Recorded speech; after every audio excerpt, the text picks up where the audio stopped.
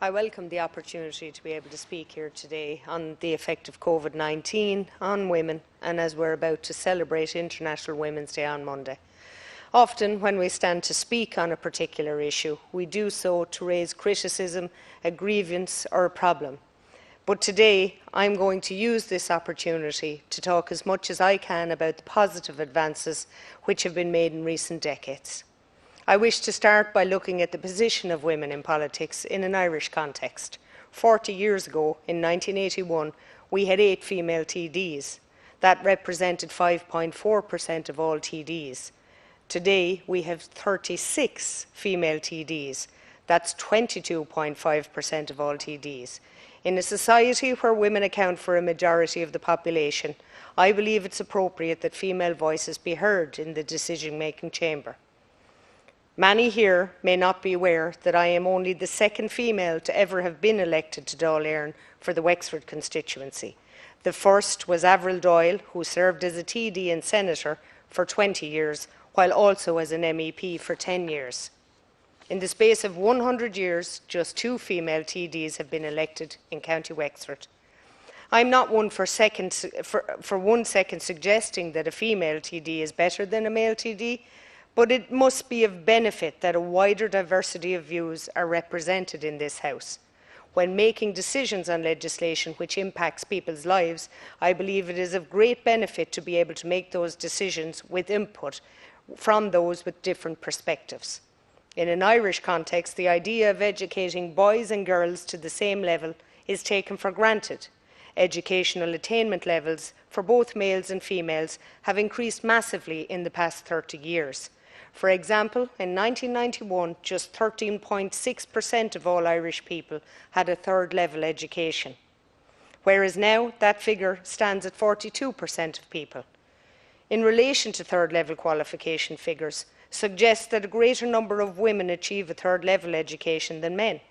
With regard to second-level education, girls regularly outperform boys in language subjects, while boys regularly outperform girls in the maths-based subjects.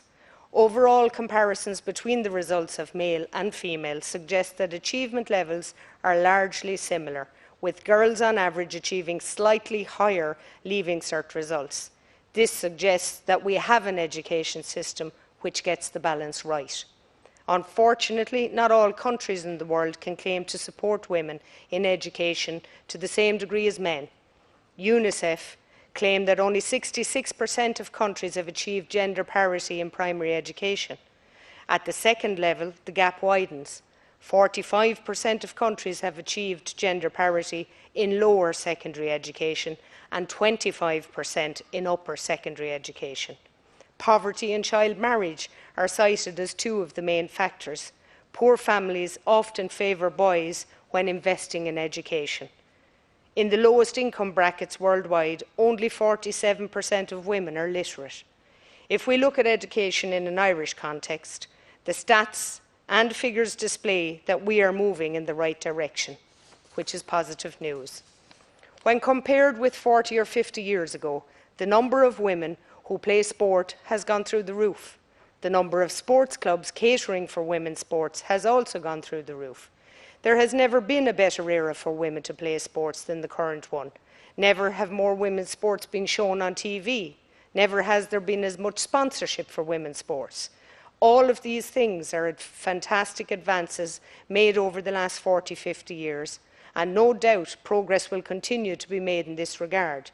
If we think of some of our best female sports people, I would like to reference my own county and the fantastic camogie team we had in recent years. Players such as Kate Kelly, Ursula Jacob, Mags Darcy and many more would have inspired a whole generation of girls to play sports, while Rihanna Jarrett is currently doing likewise for hundreds of young female soccer fans. On a national level, we have some world-leading sportswomen: Katie Taylor, Ciara McGeehan, Fionnuala McCormack, Rachel Blackmore and many others continuing to inspire young girls to take part in sport. In recent months, Lisa Jacob, an Enniscorthy native, was made Irish hockey's Olympian team coach. Lisa herself has been capped 139 times for Ireland. These are absolute reasons to celebrate. To this point, I have referred to the positives in an Irish context.